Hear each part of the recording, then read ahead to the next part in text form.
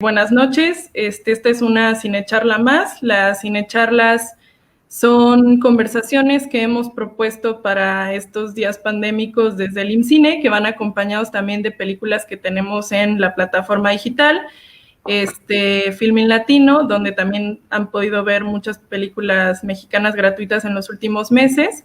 Las hacemos cada martes y jueves. La próxima va a ser sobre la muestra por la defensa del territorio y el agua, que está en Filmin Latino con 19 películas, que bueno, les recomiendo mucho. Y pues nada más agradecer mucho que nos estén escuchando, a la audiencia y a nuestros invitados. La verdad es que siempre tenemos invitados de lujo y eso a mí me hace muy feliz. Hoy vamos a hablar de un tema que es súper necesario en el cine mexicano, que es la preservación, la restauración, el resguardo, los archivos, la memoria, las cosas que desaparecen y las que no desaparecen y quienes se encargan de que no desaparezcan. Entonces, pues muchísimas gracias. Yo voy a desaparecer, pero los dejo con Mesli Silva, que es la coordinadora del acervo del IMCINE y que va a estar platicando con nuestros invitados. Entonces, pues muchas gracias a todos y que tengan una buena charla. Gracias. Muchas gracias, Fer. Bueno, buenas noches a todos. Muchas gracias por estar con nosotros, por acompañarnos, sobre todo a nuestros invitados de lujo. Hablaré brevemente del acervo del IMCINE. Desde su creación en 1983, el acervo del IMCINE se ha constituido y se ha construido por 3 acervos: el acervo videográfico, el acervo fílmico y el acervo iconográfico. Del acervo fílmico tenemos alrededor de tenemos más de 250,000 piezas de material iconográfico y muchos más de material video. En el marco de nuestro programa de preservación y restauración fílmica y de un programa en conjunto con Cineteca Nacional de digitalización de películas clásicas mexicanas, se han digitalizado 48 títulos, de los cuales han restaurado solo 4, que es Mariana Mariana y El Rincón de las Vírgenes de Alberto Isaac, El Lugar Sin Límites y El Castillo de la Pureza de Arturo Rixte. Y además contamos con otra película restaurada que es Danzón de Novaro en convenio con Estudio Churubusco. En este marco quiero darle la bienvenida a Mariana Álvarez, que es restauradora digital, a Natalie, que es especialista en digitalización fílmica, ambas de la Cineteca Nacional, y a Nerio Barberis, galardonado el año pasado con el Ariel de Oro, sonidista y restauración de sonido. Entonces, les cedo la palabra para que se puedan presentar con nosotros y nos hablen un poquito de lo que hacen en su día a día como restauradores. Mariana. Hola, bueno, yo soy Mariana Álvarez, me dedico a la restauración de cine desde el 2017. Curiosamente comencé con las películas de IMCINE a trabajar, entonces pues ha sido una gran aventura de aprendizaje, ¿no? Porque es un mundo totalmente nuevo. Y pues bueno, en el laboratorio de restauración digital les voy a compartir la manera en la que se trabaja.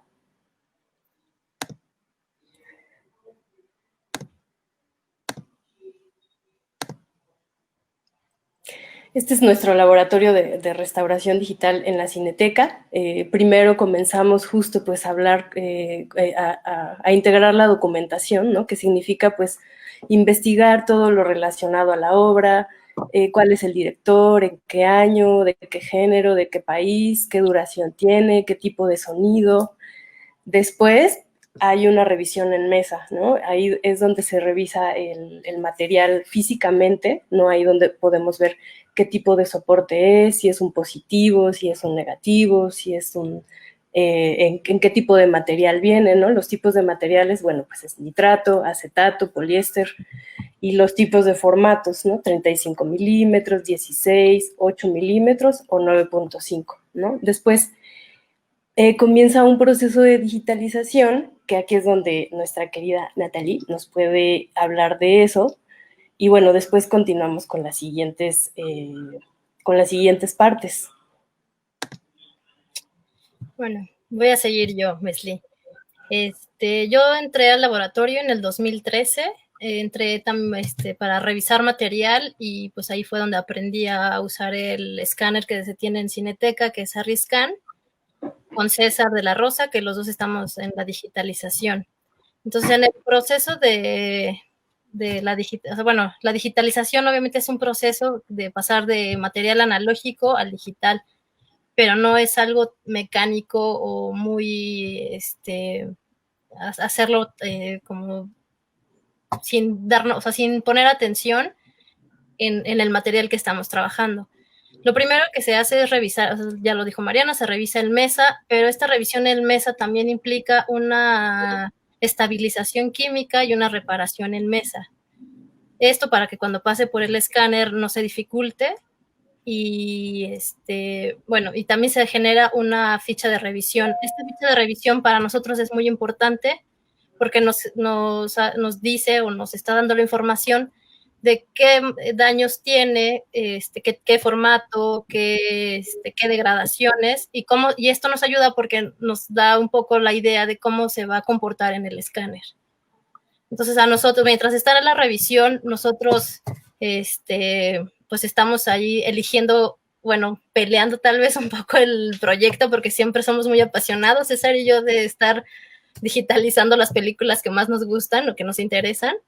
Entonces, bueno, ya se decide quién va a hacer la digitalización, quién va a llevar ese proyecto.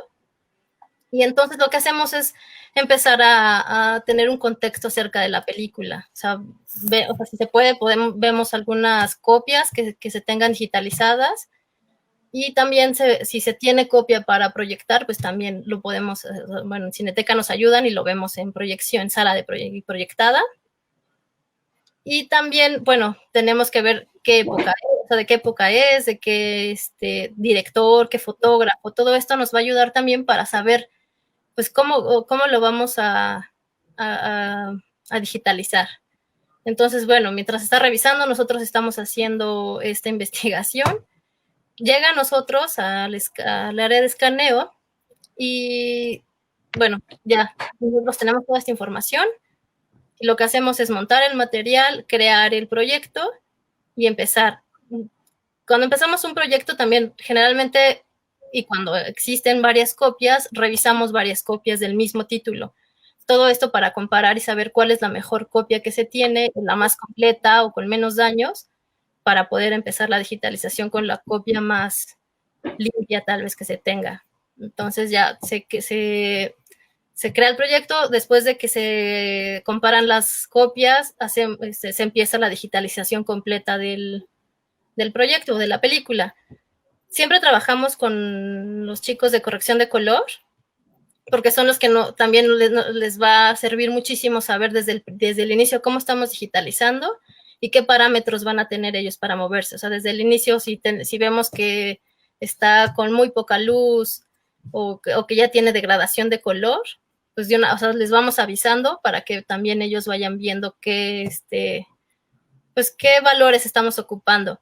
Lo que también hacemos nosotros en digitalización, esto porque como la digitalización forma parte de la preservación, no solamente es para restaurar, sino para preservar, lo que se hace en digitalización, o sea, el valor que tenemos ahí es dejarlo tal cual. O sea, si viene virado a magenta, se deja así, o sea, porque es muy fácil digitalmente moverle desde el escaneo y tal vez darle otro valor, pero la película no se encuentra así, que era un poco lo que decía hace rato Nerio, ¿no? De cómo vamos encontrando el material y qué tanto vamos a intervenir en él. En el escaneo, al menos, sí se deja tal cual, para que ya más adelante se pueda intervenir ya digitalmente color y todo lo demás, otros procesos. Y bueno, después de que ya está digitalizada completamente, se pasa a las otras áreas, que es corrección de color, restauración, el sonido. Nosotros hacemos la digitalización de imagen solamente en ARRI y en Sondor es la digitalización de sonido. Entonces somos dos equipos distintos para digitalizar cada material. No sé si quieran agregar algo más. Digo, eso es como lo general de cómo es la digitalización. Bueno, ya después de esto se divide, ¿no? En imagen y en sonido, ¿no? Entonces hay una parte que está restaurando la imagen y hay otra parte que está restaurando el sonido, ¿no? En el laboratorio de restauración, pues sí somos un gran equipo que trabaja la restauración de esta imagen, porque pues las películas se dividen en varios rollos, ¿no? Que son los que escanea Natalie. Y ya después, bueno, pues nosotros en nuestro proceso de restauración digital de imagen, revisamos toda la obra, ¿no?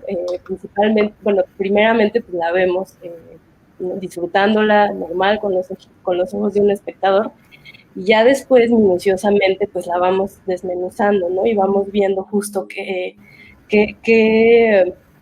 con qué nos vamos enfrentando, ¿no? Con qué errores nos vamos enfrentando, ¿no? Entonces, justo para trabajar esta imagen, para realizar esta restauración de imagen, nosotros manejamos el siguiente proceso. Aquí tenemos pues la parte de restauración de imagen, ¿no? Comenzamos con una parte, con un primer paso, que así lo denominé, que se llama estabilización, ¿no? Que es pues aquel proceso de restauración en el que a través de un software se utilizan herramientas digitales para que el movimiento de la imagen sea visualmente uniforme y no moleste al espectador. Esto en un primer paso, ¿no? Y luego, eventualmente, tenemos un segundo paso que es corregir el flicker. El flicker lo llamamos a aquel proceso de restauración que pretende igualar o equilibrar las vibraciones de luz fuera de lo normal. El flicker es un parpadeo natural de luz en la película que debido a la velocidad de reproducción de los proyectores o moviolas, donde anteriormente se reproducían las películas con el tiempo, ¿no? Y bueno, ahora se ve justo este error como un tiempo, como con el tiempo se ha visto como un desgaste de esta película que propicia esta variación de luz, ¿no? Y a veces son más intensas o más ligeras y en fin, se ven como estas variaciones de color. Después, pues ya con los softwares que utilizamos unos softwares que se llaman, 3 tipos de softwares hay en el laboratorio. Uno es Diamond, otro es Phoenix y otro es Revival. Después de este proceso de flicker, pasamos a la intervención automática, que es un proceso de restauración del software en el que con herramientas digitales, con parpadeos, corrige manchas, puntos, rayas, roturas y perforaciones, ¿no? Esta intervención automática ayuda a corregir daños a través de parámetros que te da como establecidos el software, ¿no? Después, pues tenemos una intervención manual, que es el proceso de restauración cuadro por cuadro, en el que eliges herramientas específicas del software para reparar los daños más graves y que no es posible corregir con la intervención automática. Aquí creo que viene también como un valor agregado, que es pues como el desarrollo visual que tiene cada restaurador, ¿no? O sea, todos tenemos experiencia en medios de comunicación, en fotografía, el interés por el cine, ¿no? Entonces tenemos justo como este desarrollo visual también para identificar cómo corregir estos daños, que no es lo mismo que corregir una imagen fija, porque pues el cine viene en movimiento, ¿no? Entonces es una concepción muy diferente, pues porque hay que interpretar de diferente manera. Es un proceso muy, muy interesante y bueno, ¿no? Es básicamente de lo que se trataría mi parte.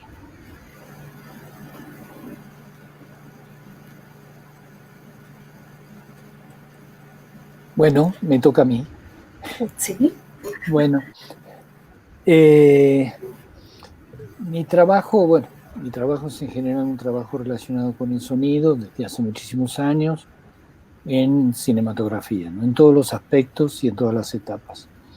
En el caso específico de la restauración, es un trabajo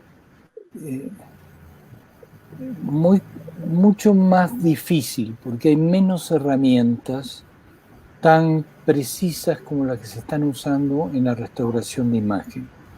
Se hace a veces bastante complejo poder restaurar los materiales.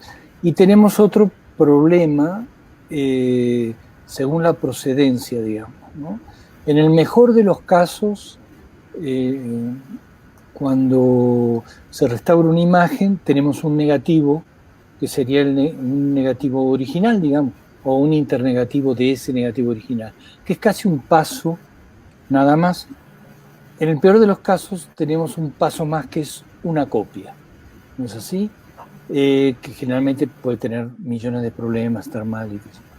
En el caso del sonido hay muchos pasos que se generaron, y resulta que cuando se inventó el sonido en el cine, el desarrollo fotográfico era muy avanzado, pero a nivel tecnológico en el sonido no era muy avanzado. Entonces apareció lo que era lo mejor de todo. Estamos hablando de los años 30, 1930, del siglo pasado. Una forma de escribir el sonido en forma óptica. Habrán visto ese dibujito muchas veces así, que es una forma que en esa época era maravillosa, pero que es profundamente imperfecta hoy, ante los adelantos que tenemos. Generalmente nos pasa que nos encontramos con o un sonido de una mala copia de un negativo original de ese formato de sonido, que tiene, si yo haría comparaciones, deterioros que no pueden ser corregidos. Yo veo una imagen, cosas que son maravillosas, como hay agujeros que desaparecen, rayas, manchas y qué sé yo. Yo, si hay un agujero en el sonido, no hay forma, no puedo resolverlo. Si hay un scratch así brutal, un poquito lo puedo sacar, más no se puede. Hay una limitación más grande para la restauración de sonido, con lo cual se hace mucho más delicado y más difícil. Entonces, bueno, es fascinante también, es bien divertido enfrentar. Hay muchas herramientas tecnológicas, software especializados para reducción de ruidos específicos, scratch, etcétera, que utilizamos con medida y lo podemos resolver parcialmente. Lo mejor que nos puede pasar es cuando encontramos en alguna película, como me ha pasado a mí, con dos ejemplos que me gustaría nombrar, que son Danzón, de Mariano Baro, o El Grito, una película filmada en el CUEC en el año 70 sobre el 68, la matanza estudiantil en Tlatelolco, que fueron dos casos muy interesantes porque pudimos descubrir materiales, algunos materiales originales que se habían utilizado para la banda sonora final. Entonces empezó ese arduo trabajo de juntar una cinta original de un sonido directo con una pista de mezcla, con una buena copia que había en un lugar, con el negativo además de sonido por otro lado, y un DVD que había hecho el CUEC hacía 20 años que sonaba bastante bien y qué sé yo. Y uno empieza a juntar un poco lo que hacen en imagen, todos los mejores pedazos de lo que haya quedado dando vueltas, ¿no? Es una tarea de mucha paciencia, de mucha tranquilidad, de mucho amor. Hay que tener mucho cariño por la historia, por rescatar la memoria, y eso es, bueno, en alguna medida mi parte, ¿no? Leslie. Muchas gracias a todos. En este contexto me gustaría darles cuáles son entonces los límites de una restauración, es decir, hasta dónde como restauradores pueden llegar sin sin hacer una intervención que pueda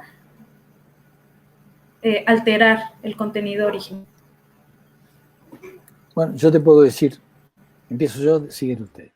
En sonido, en lo que estoy escuchando mucho, y especialmente en malas restauraciones, rápidas restauraciones, de gente que no tiene experiencia de cómo era ese sonido original y cómo era su soporte y cómo hay que tratar esos soportes, donde utilizan herramientas muy modernas para eliminar ruidos, pero que terminan liquidando todo, se acaban los ambientes, se acaban todo, y hacen una voz que queda como robótica de los actores, para que se entienda, qué cosa que me parece que es realmente muy limpia y muy horrible y escandaloso, porque nada tiene que ver con la intención original.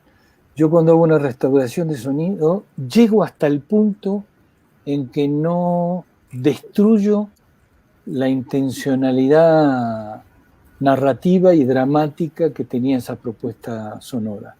Si para limpiar mucho un diálogo voy a hacer desaparecer totalmente un ambiente de campo que es fundamental para entender algo, no lo debo hacer, debo respetarlo. Hay poca cultura de cómo funcionaba el sonido óptico, el viejo sonido óptico, para poder, a partir de setear el formato de escucha, como se debe setear para poder empezar a trabajar, empiezan limpiando lo que no se debe limpiar, ¿no? Entonces hay un límite, el límite es no destruir lo que es esencial que está ahí adentro, y cuando escuchen por la tele películas que suenan como robot los personajes, traten de buscar a quien la restauró para justiciarlo, digamos.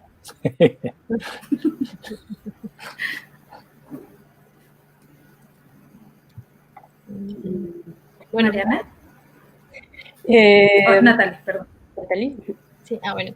La restauración es una cuestión de decisiones, ¿no? Y también a veces de postura, hasta dónde quieres llevar la restauración y qué tanto vas a intervenir el material. Pues tenemos muchísimos ejemplos, como ahora últimamente, no sé si han visto que sacan material que es evidentemente blanco y negro, pero lo colorean, ¿no? Lo colorizan, la colorización digital. Entonces, pues a lo mejor lo quieren hacer muy atractivo, pero a lo personal pues no me gusta, porque justo están cambiando esa intención y están cambiándole pues su origen de la época y del momento en el que estaban, pues esta técnica que tenían, ¿no? La verdad es que pues hasta dónde llegar en una restauración es cuestión de decidir y de un consenso en el equipo que esté trabajando esa restauración para delimitar hasta dónde llegar. O sea, porque, como decía hace un momento, el material ya en digital, pues es muy fácil de manipular. Entonces también debes de poner límites desde el inicio hasta dónde vas a manipular. Entonces, no sé, se puede llegar muy lejos, pero creo y coincido mucho con Nerio de que tienes que respetar también el momento y la historia de ese material. Sí.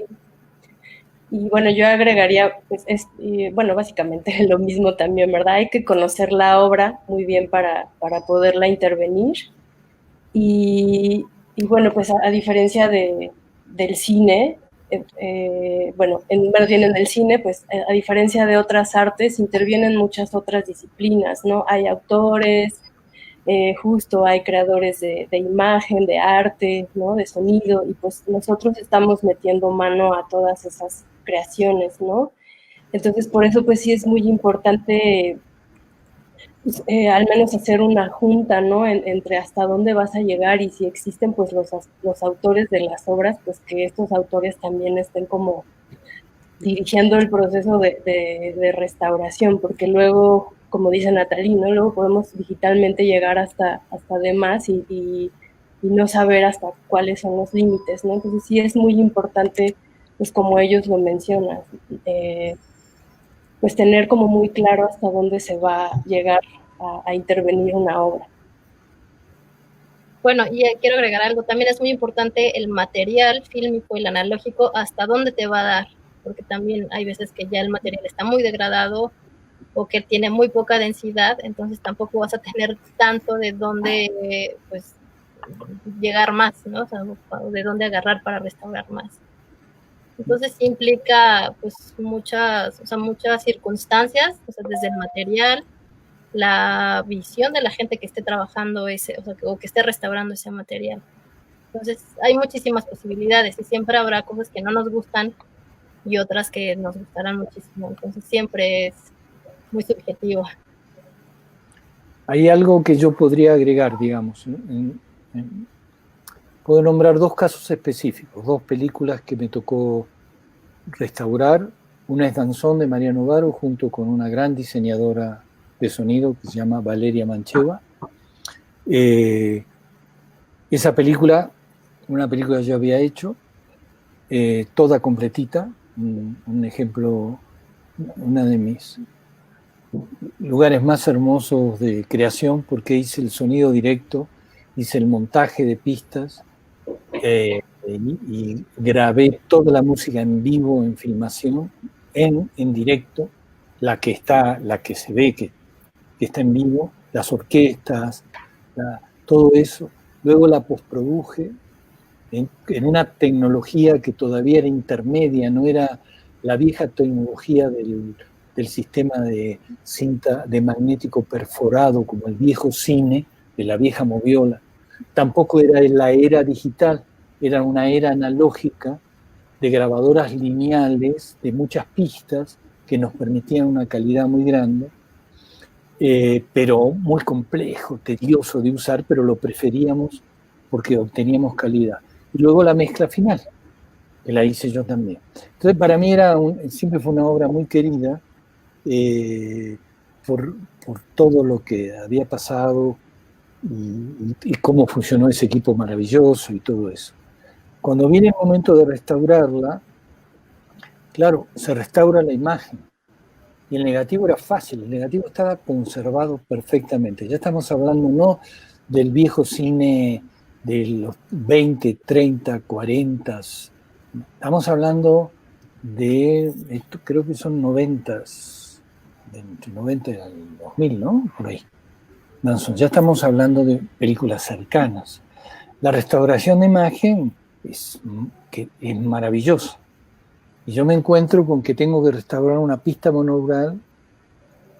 Digo, ustedes ya jóvenes van al cine y saben que tienen adelante una pantalla con bocinas detrás de la pantalla, bocinas que los rodean, el surround, ¿no? Todo ese tipo de cosas. Y esa película fue hecha para que sonara en una bocina del centro de la pantalla, monaural, porque hasta ahí llegaban nuestras posibilidades. Ya había aparecido el sistema del Dolby Surround, pero todavía no teníamos acceso a ello. Se decidió hacer la monaural, sonaba muy bonita monaural, muy linda, y había que agrandarla. ¿Con qué criterio agrandarla? Y esa es una de las experiencias donde pudimos rescatar pedazos de cosas. Por ejemplo, se había hecho en unas cintas especiales, multipistas, donde se grababa música en aquella época. Conseguimos quién tenía guardadas las cintas, que ni sabían qué eran. Dijeron, ya acá hay una cinta que dice Danzón, no sé qué son, eran las cintas donde habíamos armado las pistas. Pero no existía la máquina para reproducirla. Entonces, con un gran ingeniero, David Bash, que tenía de esas máquinas, dice, yo regalé una de esas máquinas a un estudio, le voy a preguntar. Y el estudio le dijo, ahí la tengo tirada, no sirve más. La fue a buscar, la reparó, la hizo funcionar otra vez para poder reproducir esas cintas y digitalizarlas. Pero resulta que una de las pistas se había arruinado. Entonces la mitad del sonido, el sonido directo era mitad en una pista, mitad en otra, mitad en una, mitad en otra. Una de las pistas había muerto. Había un pedazo bueno, un pedazo malo, un pedazo bueno, un pedazo malo. Entonces había que rescatarlo. Entonces estaba el negativo de sonido, que ustedes saben que un negativo de sonido, cuando se reproduce, tiene distorsiones que le son propias a un negativo de sonido. para que no suenen esas distorsiones se debe hacer una copia. Conseguimos una copia monoural y conseguimos, gracias al cielo, la primera copia que se hace de Danzón, se hace en Los Ángeles, en un excelente laboratorio, y que la cancelación, ustedes chicas que saben de eso del sonido, la copia estaba perfecto ese sonido en esa copia. Y de ahí se hizo un DVD inmediatamente, que lo hicieron los franceses.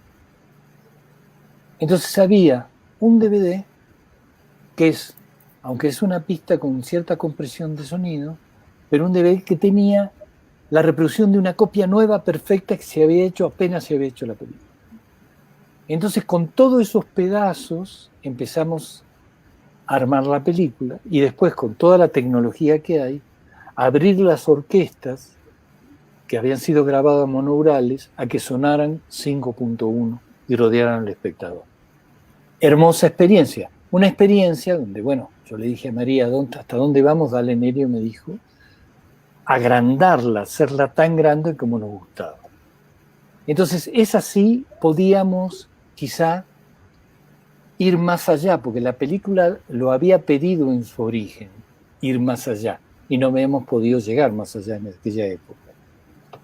En cambio, en El Grito, que fue una película, y con esta experiencia ya las dejo hablar a ustedes, El Grito, que era una película hecha en 16 milímetros, mal grabada por los que fueron después grandes cineastas, en ese momento jóvenes estudiantes del CUEC. Imagínense a Alfredo Yoscovich con 37 años, ya que lo perdimos. Uno de los grandes editores del cine mexicano tenía 27 en ese momento. Hicieron una película militante, una película que la proyectaban en 16 milímetros en las universidades, casi clandestinamente, en todo el comienzo de ese tipo de cosas. Sonaba espantosa y había que restaurarla. La imagen se restaura y se hace maravillosamente bien. Y una imagen que solo se veía en un cuadradito, en una proyección doméstica, ahora se veía en una sala monumental. Y mi sonido era chiquitito así. Pero tuvimos la maravilla, miren lo que es la conciencia de la preservación, que quien había armado las pistas originales para mezclar la película, quien fue uno de los sonidistas que trabajó en eso, las conservó en su casa hasta hoy, desde el año 70, que se mezcló esa película, por ahí. Estoy hablando de 50 años después, menos, 49, porque se hizo 48, 49 años. Este señor tenía guardados en un closet esas pistas y por suerte el hongo del vinagre no les habían hecho nada. Salvo un primer rollo que no estaba, el resto del material estaba ahí. Y pudimos rescatar los originales. Y luego dijimos, ¿hasta dónde la agrandamos? Eso que tú dices, ¿hasta dónde respetamos al material original? ¿Queremos que suene chiquitito como sonaba el 16 milímetros o queremos que un joven se conmueva por la masacre de Tlatelolco hoy? ¿No? Entonces, era agrandarla sin modificar su esencia. Fue un desafío creativo de un gran acuerdo con la gente de Filmoteca de la UNAM, de hasta dónde llegábamos sin modificar la esencia misma de cómo se creó, ¿no? Y sí la modificamos, ¿ves? Ahí sí nos arriesgamos a ir un poco más allá, pero la gente se conmovió en el cine, que era lo que queríamos. Dijimos, ¿qué queríamos?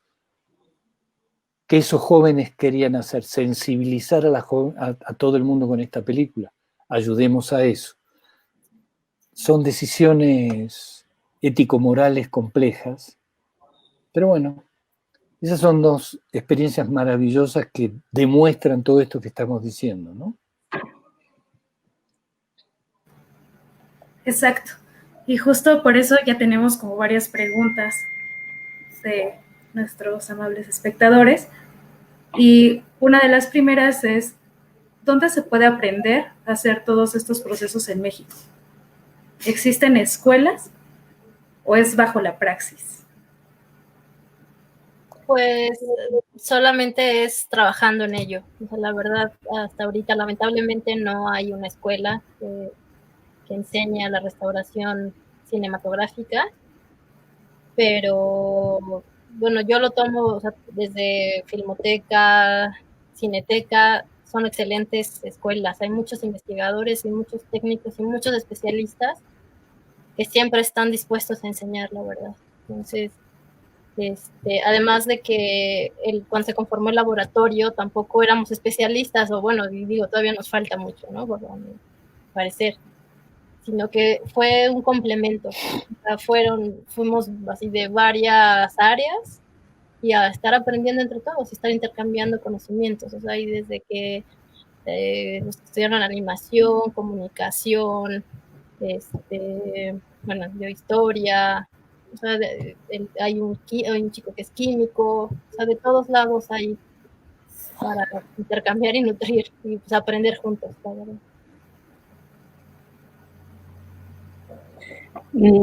Y pues sí, yo también he ido sobre la marcha como Natalie y como Nerio. Pues el gusto por el cine y pues la fortuna de haber pues de haber ingresado a Cineteca, ¿no? Y bueno, ha sido un aprendizaje porque pues la concepción es ahora diferente, ¿no? También para mí, pero pues sí, desgraciadamente no se cuenta con escuelas de restauración en México, ¿no? Que complementen esto, y nosotros hemos ido sobre la marcha y pues afortunadamente ha sido un gran aprendizaje para todos, ¿no? Porque entre todos hacemos revisión de todo, bueno, dentro de lo que se puede, ¿no? O sea, como nos damos como puntos de vista, tratamos pues, de abordar la obra que quede lo más parecida justo como apegada a su contexto, ¿no? Y pues sobre todo eso, ¿no? Como tratar de respetar la obra para que se difunda lo más posible a lo que se pareció en su momento, aunque pues pensemos que bueno, más bien es una reproducción nueva, ¿no? Porque la estamos interviniendo de alguna manera.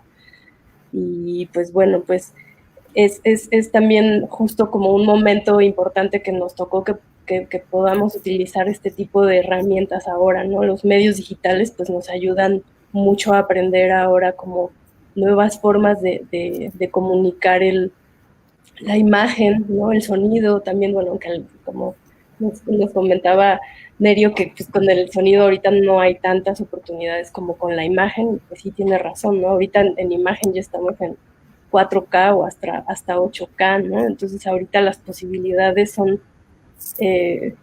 muy amplias, sin embargo, pues también tiene sus limitaciones porque pues en algún momento vamos a tener que cambiar a otros medios, ¿no? Entonces, pues ha sido un aprendizaje sobre la marcha y pues eso, justo, como que también intervienen muchas disciplinas ahí, ¿no? La parte de ingenieros pues es también esencial, ¿no? Para llevar como el soporte imagínense, como de estos archivos tan pesados que tenemos que trabajar, ¿no? Entonces es esencial, por ejemplo, que también los ingenieros se inmiscuyan en el cine, que es algo muy impresionante para mí en principio, porque pues claro, como intervienen otras disciplinas, hasta que estás ahí te das cuenta justo de lo importante de la colaboración, ¿no?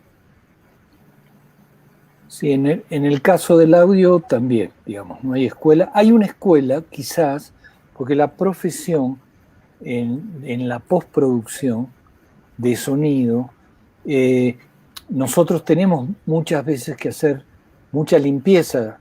Ustedes saben, cuando se graba un sonido directo en una filmación, siempre tiene una cantidad de ruidos y cosas que están mal y que nosotros tenemos que procesar y limpiar en la postproducción. Creo que empezamos a aprender ahí a hacer esto, a utilizar las herramientas que trabajamos. Pero no hay escuelas de restauración en este aspecto, no hay. Y tampoco hay cultura en los jóvenes editores, brillantes, diseñadores y editores de sonido, de lo que es el sonido óptico, de sus características, de sus problemas, de qué se tratan sus distorsiones, cómo hay que buscar y resolverlas. Entonces es difícil, es un tema de aprendizaje, de práctica. A mí no me preocupa porque he sido autodidacta desde que nací, así que pero sí, es complejo. Creo que no deben haber muchas escuelas en el mundo, supongo. Creo que sí, creo que todos estamos de acuerdo en eso, que efectivamente no sé si no exista conciencia, más bien es como tener que estar aprendiendo con los procesos que vamos desarrollando. Entonces, hablando también como de preservación fílmica, creo que es importante que sea una conciencia comunitaria. Es decir, que el director, los productores, los archivistas, los restauradores, los distribuidores tengan como esta conciencia de saber que las películas tienen que preservarse. Tenemos una pregunta relacionada a esto y es ¿cómo hacer que los cineastas del presente tengan esa conciencia de preservación? Mira, si yo te digo esto es la gran batalla. La batalla de hoy es restaurar lo que podamos rescatar, pero empezar a preservar desde hoy cada obra que hagamos, desde la más chiquitita a la más importante. ¿Sí? Hoy al comienzo comentábamos que el IMCINE tiene un protocolo que exige a los productores de entregar una serie de materiales para la preservación mínima de una película que se haya hecho en formato digital, como en este país se hace el 95% de las películas. Eso se generó desde la Academia de Arte y Ciencia Cinematográfica Mexicana, porque es algo que no se tiene conciencia. Y el gran peligro es creer, digamos, hay como una curva, ¿no? Ha habido una curva de crecimiento tecnológico, el negativo, el sonido, muy despacito, y luego fue exponencial, el digital, y las transformaciones tecnológicas, y cada vez que una empresa nueva nos da un producto nuevo, usamos eso, pero dentro de 10 años ya está descontinuado, entonces usamos lo otro, y dentro de 10 años está descontinuado, y los materiales que se producen los empezamos a perder porque perdemos las máquinas que los reproducían. Entonces es un momento de conciencia, como decía muy bien Silvia, de que el productor, el director, pero justamente el productor y el Estado mexicano, que es el responsable de preservar la memoria audiovisual de la nación, de este país. ¿Sí? ¿Por qué es fundamental? Porque es la preservación de la memoria. Si los pueblos que pierden la memoria empiezan a equivocarse, no hay que perder la memoria. Y preservarla es una responsabilidad muy grande. Hay gente que hace películas por negocio y después ya que le rindió, no les importa si la recupera. Nosotros tenemos que pelear porque todo lo que se haya hecho se recupere, porque representa memoria. Y eso es conciencia colectiva, lo que tú decías. Y creo que es conciencia colectiva por un lado y obligación de las estructuras del Estado de obligar a los productores a que entreguen materiales para que sus obras se preserven. Para mí es fundamental.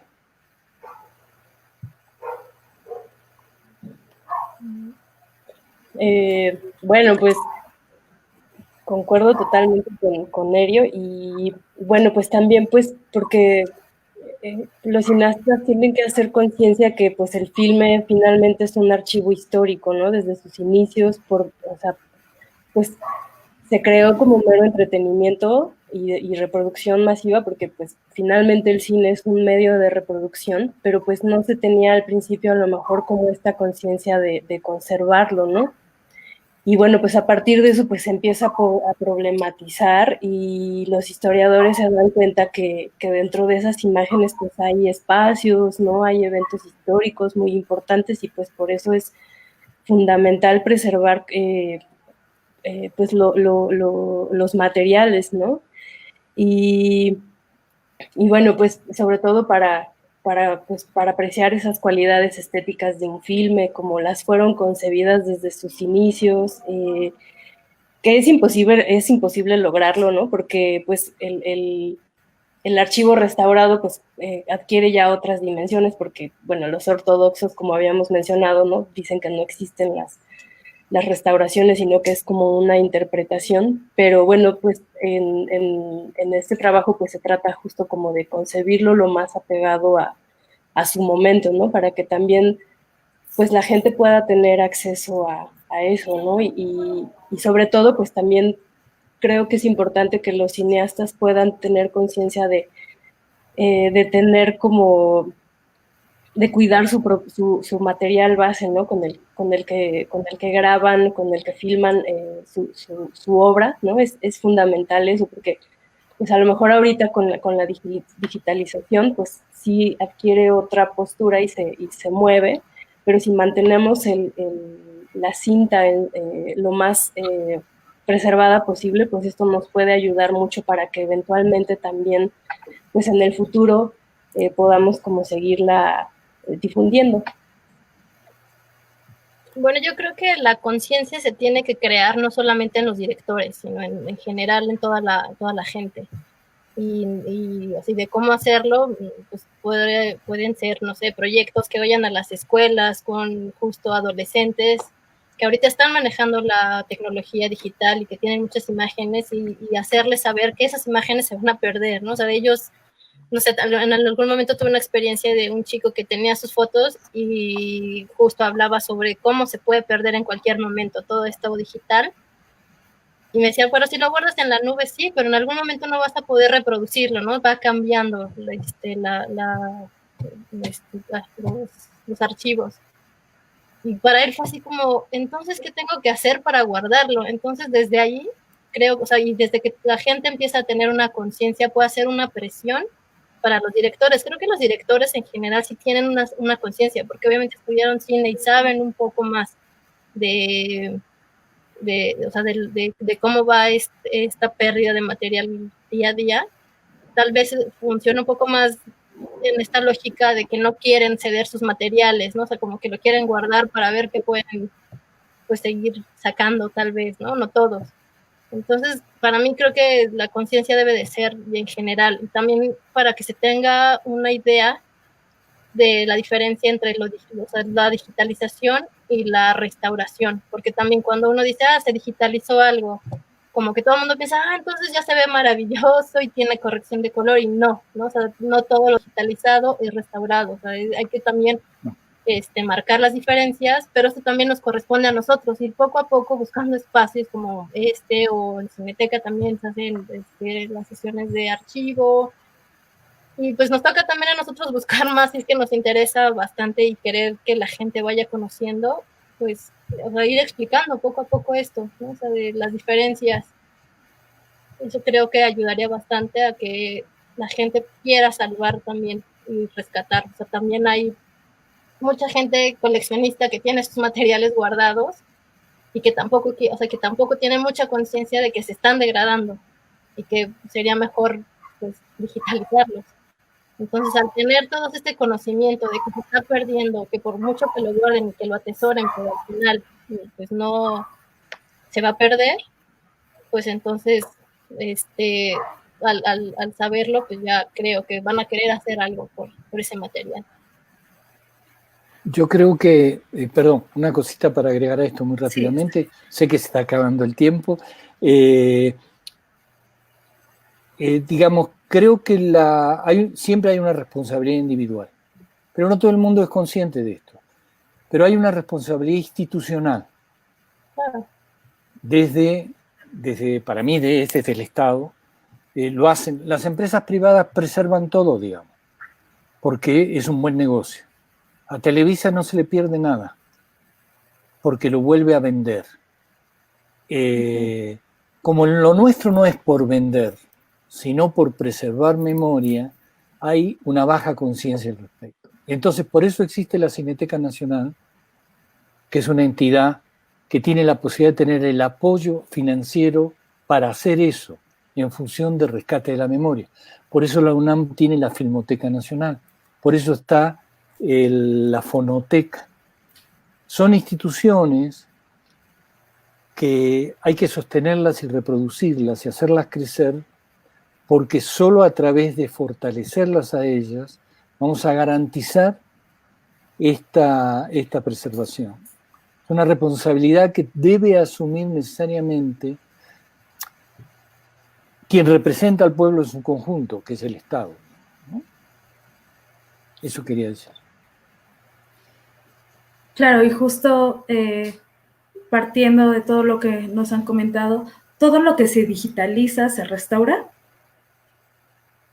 Bueno, no, o sea, lo mencionamos al principio, o sea, nosotros en el laboratorio se trabajan, o sea, hay materiales o películas que se restauran. Bueno, materiales, porque no todos son películas, no todos son largometrajes, y hay otros que solo se digitalizan y se preservan. O sea, eso es para que no se, o sea, el material que ya esté degradado. Nosotros con la digitalización siempre queremos hacer todo, ¿no? Y queremos, así como mientras más rápido, queremos ya digitalizar todo el acervo de Cineteca, pero obviamente tenemos limitantes de espacio, de tiempos. Entonces, pues, bueno, contestando a la pregunta, no todo lo que se digitaliza se restaura, porque también la restauración lleva un tiempo, entonces ahí veo restaurar todo. Silvia, veo una pregunta que es muy interesante, que dice, ¿las películas restauradas se quedan en soporte digital o regresan en soporte fílmico? Sí, eso es bien interesante, y es una gran batalla, y es una gran pelea, ¿no? Por desgracia, las grandes empresas, las grandes compañías, Hollywood y qué sé yo, tiende a que sus grandes producciones vuelvan a soportes fílmicos. Hay un sistema como usa Technicolor, ustedes saben que separan en 3 copias distintas las 3 capas de color y pueden durar 500 años y medio. Pero nosotros vivimos del Río Grande para abajo en países donde no tenemos esas posibilidades. Entonces, la preservación en soporte digital se hace imperiosa, porque lo otro cuesta muchísimo dinero. Pero viene ahora una gran problemática, que te la paso, Silvia, para que el IMCINE la tenga en cuenta, que es la transferencia de soportes para ir conservando esta transferencia. Hoy se usan determinados formatos digitales para guardar. Puede ser que dentro de 10 años, si los conservamos en eso, volvamos a tener el mismo problema, que es que no haya máquinas para reproducirlo. Con lo cual existe lo que llamamos la migración digital. Una responsabilidad que tampoco la gente cree que tiene. Tiene en su casa, ya me dieron, hay unos cassettes famosos que son extraordinarios, que duran 25 años, dicen, están guardados ahí, qué sé yo, y el productor dice, ya lo tengo guardado. Pero cuando su hijo saque a ver qué guardó mi papá acá y busque la máquina que lo reproducía, la máquina no va a existir más. Con lo cual hay una segunda responsabilidad, es preservar y, ¿cómo fue que dije? Y migrar. Ir migrando de formato en formato para que no se pierdan el sistema digital. Hay gente que piensa que esto es una locura, pero el desarrollo tecnológico es exponencial, cada vez las bases de almacenamiento van a ser mucho más poderosas. Antes hablar de la nube era una cosa como ridícula, parecía de Superman.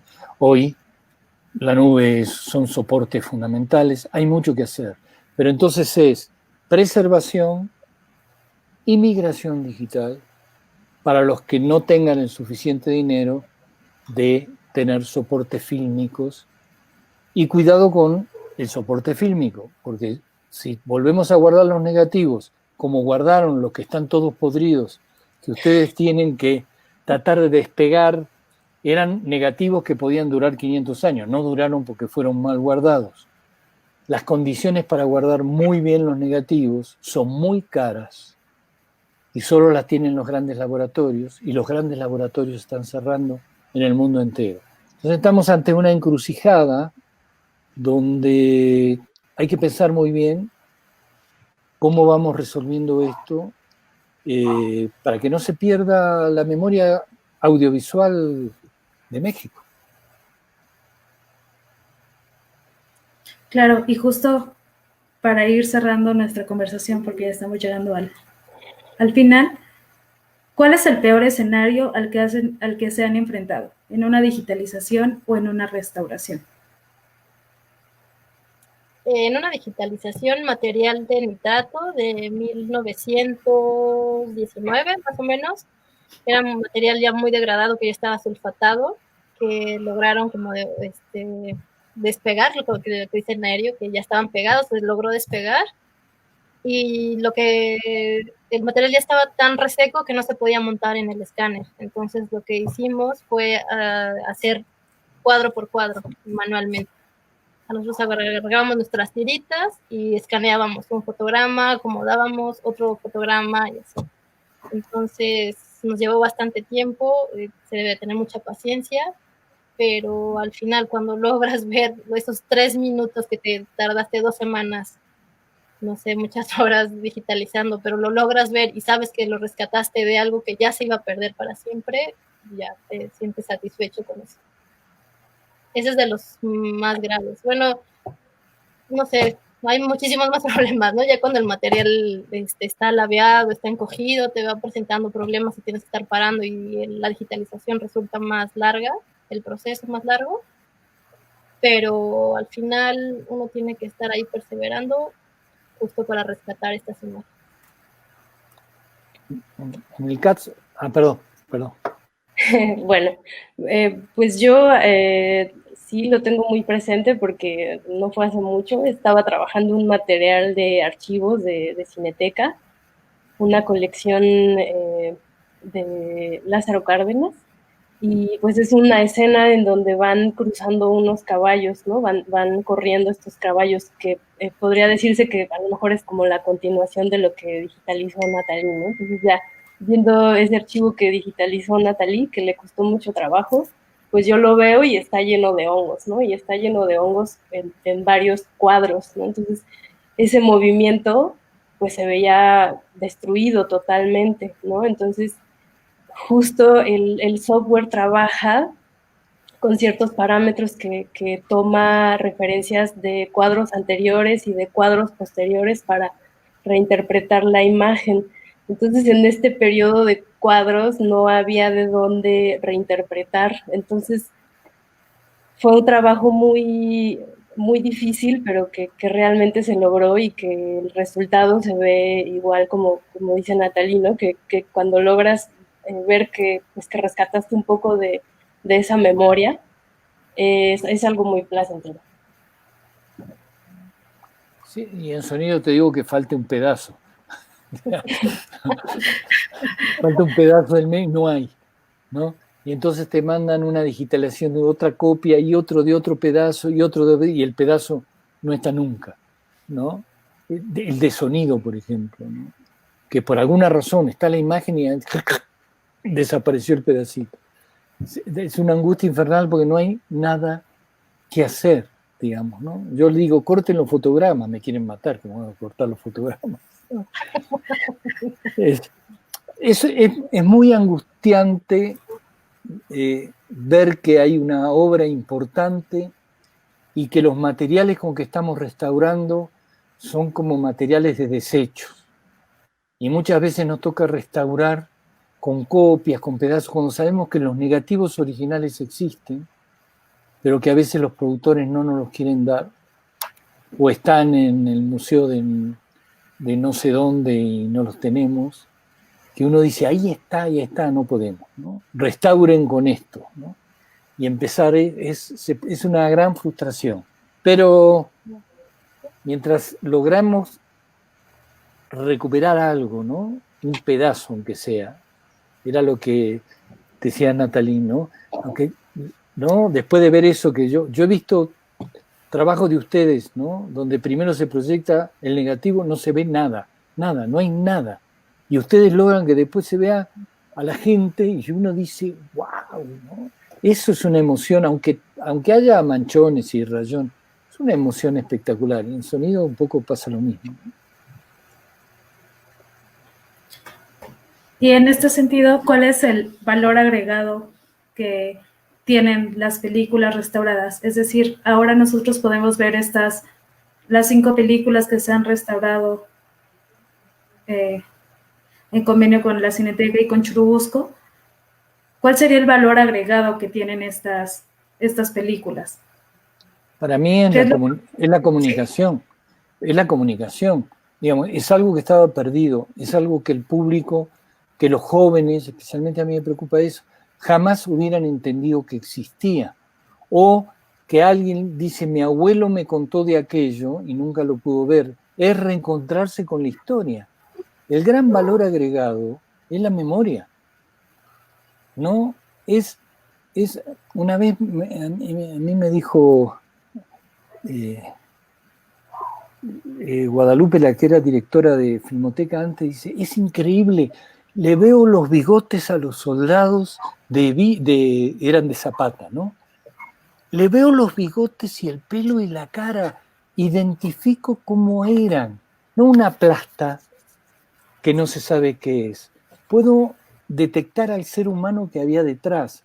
Esa recuperación de memoria de los que vinieron de antes que nos hicieron ser hoy lo que somos, es un valor agregado maravilloso para mí, ¿no?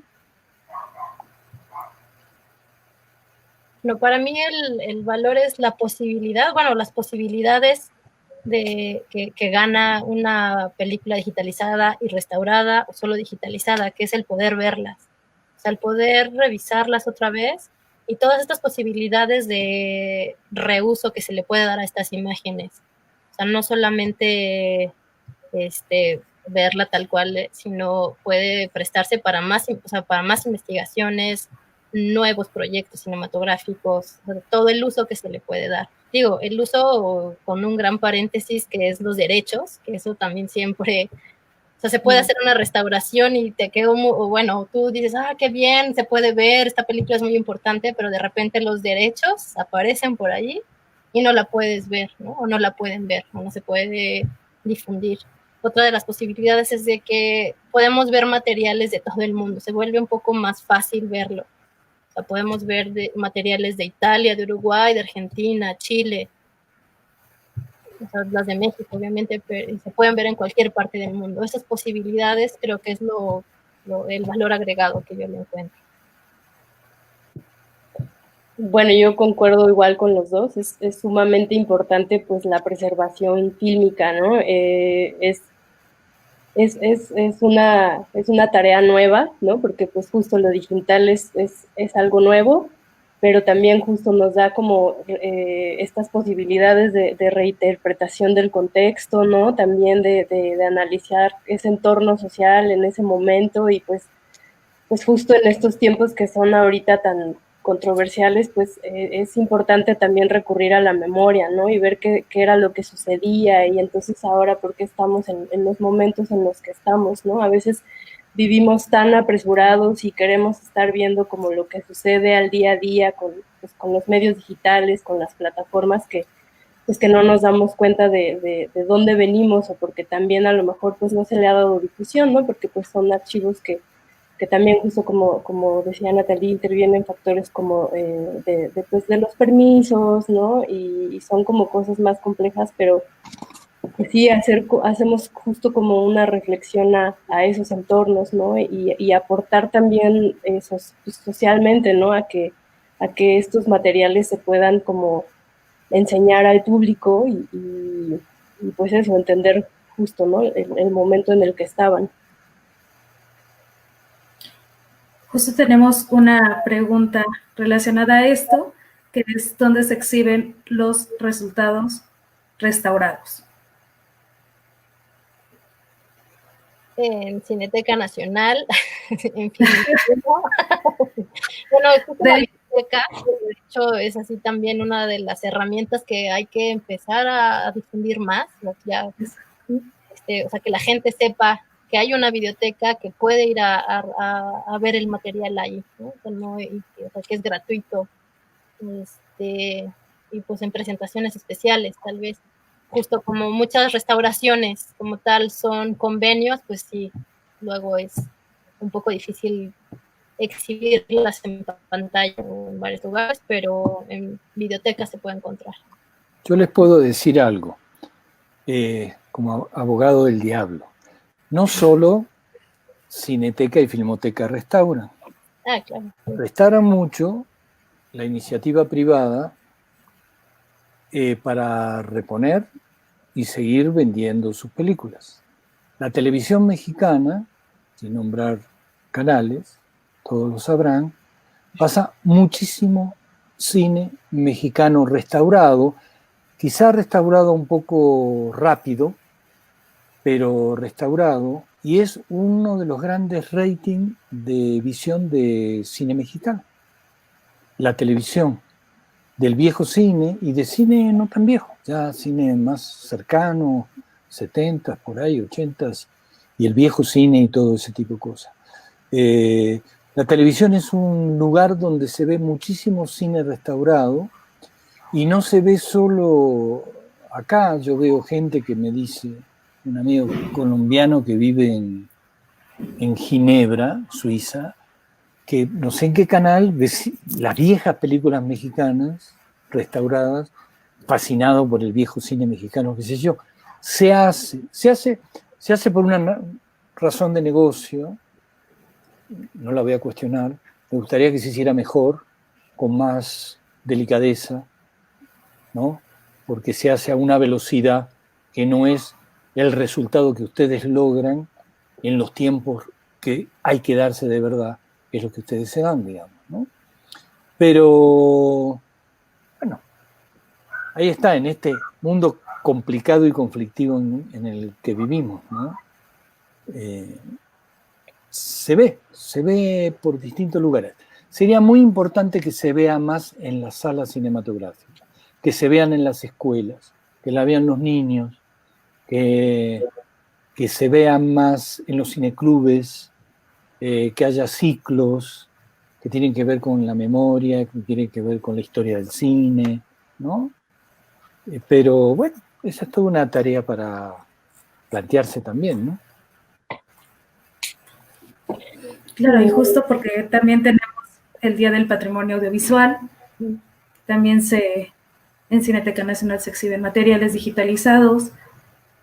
Tenemos ahora la plataforma Filmin Latino, donde se están subiendo los 48 títulos también digitalizados por el IMCINE y Cineteca.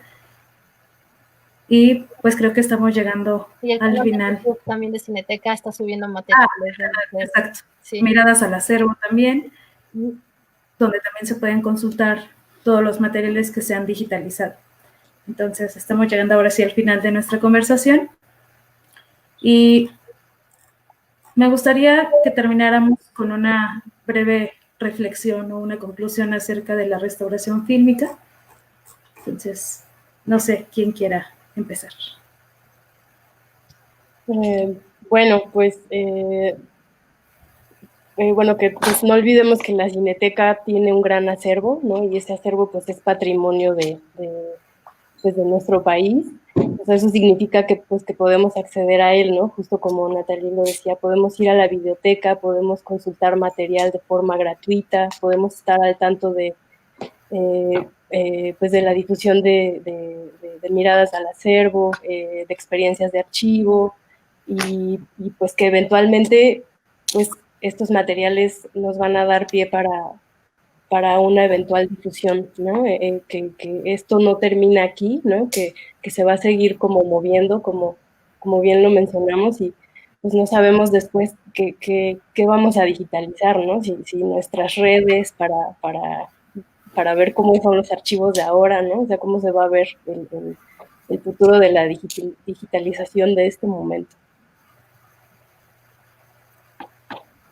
Bueno, yo cerraría para hacer restauración, aparte de ir aprendiendo y de conocer softwares y materiales, para mí lo más importante es también tener pasión, y tener pasión hacia el cine, no solamente a ver películas o ser espectadores, sino a pasión por estos documentos que tenemos y que hay posibilidades de verlo y que hay una gran variedad y que están representando visiones de la vida, de de otras épocas, y invitar a la gente también a que si tienen esta pasión, pues no dejen de buscar formas, ¿no? Como decían ellos, o sea, no solo las instituciones públicas o privadas, sino también hay colectivos, o sea, empieza a haber gente que se está organizando para poder hacer o sea, o no restaurar, pero sí rescatar material.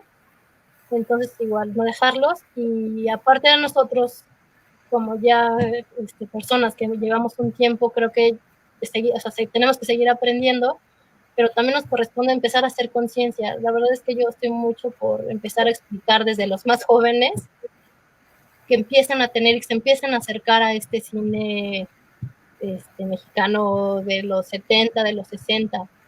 Digo, hay experiencias justo de este muchachito que les platicaba, de que no tenía conciencia o no sabía que se podía perder su material. Justo vio una película que se restauró en el laboratorio, que es Rosauro Castro, y se quedó impresionado porque dijo, yo nunca había visto una película en blanco y negro. Wow. No pensé que pudiera ser tan divertido. O sea, pensé que me iba a aburrir, no sé qué. Entonces eso de verdad fue muy poca gente esa proyección, pero justo con tener, que a él le movió muchísimo y justo iba a pensar en este material o en este tipo de material, ya es un avance. Entonces también es seguir trabajando con toda la gente, no solo los especialistas o con los del medio. Ya creo que lo han dicho tanto Mariana como Nathalie, no hay mucho que agregar, solo yo ratifico que hay que seguir divulgando esto, me parece fantástico. Hay que hacer por ahí, la Cineteca puede hacer unos cursos de información como estos, ampliar este tipo de mecanismos de información para que se tenga conciencia más colectivamente, ¿no?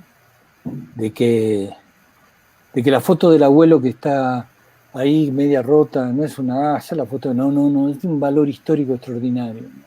Representa una época, un sentir, una mirada, ¿no? Yo creo que es parte de un formato de educación también.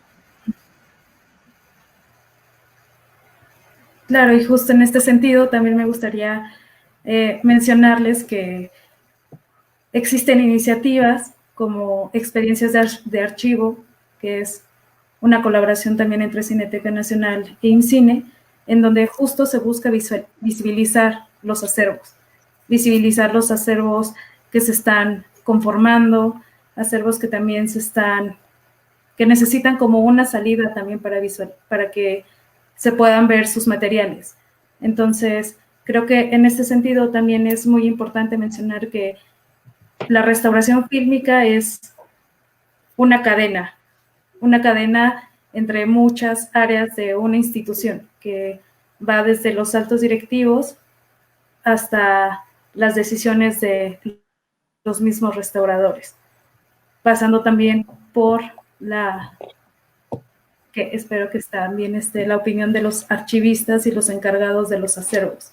Entonces, en este sentido, es en donde también la restauración toma como un impulso más, una restauración que puede generar todos estos procesos, que el resultado final de una restauración sea que sí se va a conservar en las condiciones necesarias, en ambientes controlados, en bóvedas monitoreadas, y que al final estén bien catalogados, bien identificados y puestos en acceso.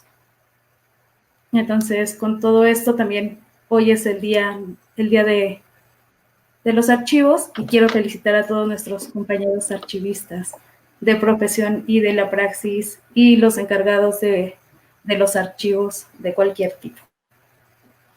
Muy bien. Salud por ellos. Ya regresé. Pues muchas gracias a todos. Qué bonito día para tener esta charla y qué buena manera. Sí creo que es muy interesante justo esto de que no hay tal cual una escuela o lugares donde los jóvenes que estén interesados en estos procesos puedan puedan acercarse, tal vez eso sería un punto como a retomar y pues nos quedamos creo que con esto de acercarse a la memoria y también pensar, ponían en los comentarios sobre lo digital, ¿no? También cómo empezamos a preservar, a archivar lo digital, qué pasa con todo eso nuevo que estamos acumulando y a dónde va.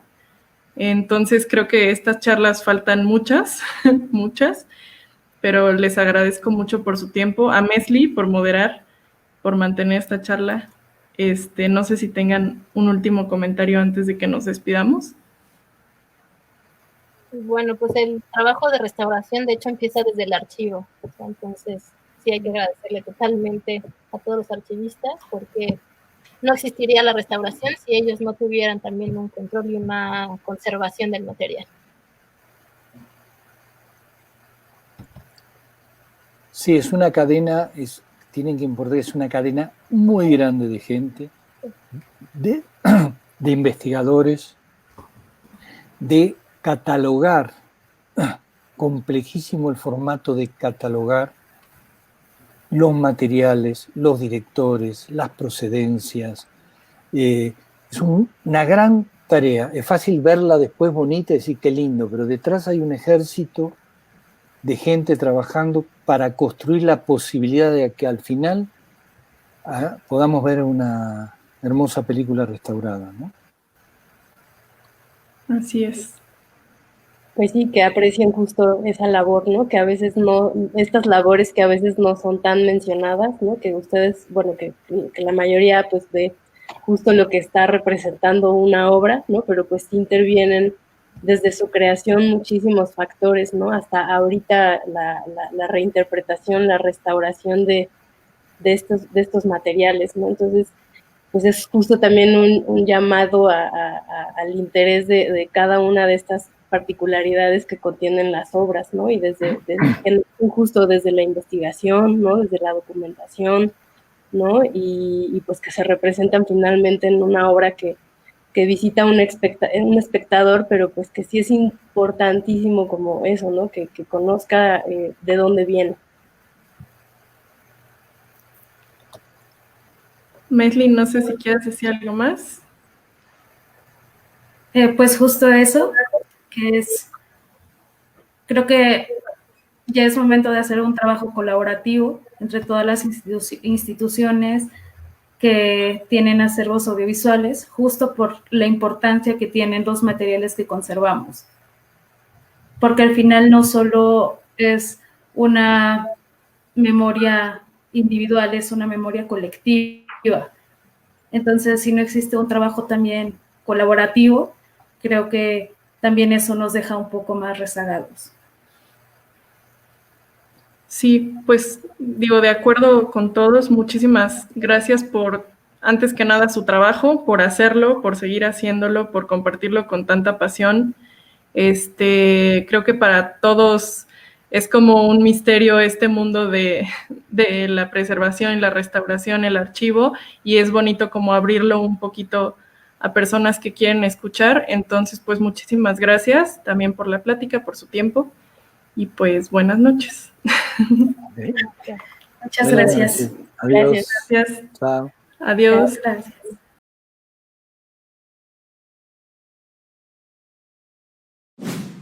Gobierno de México.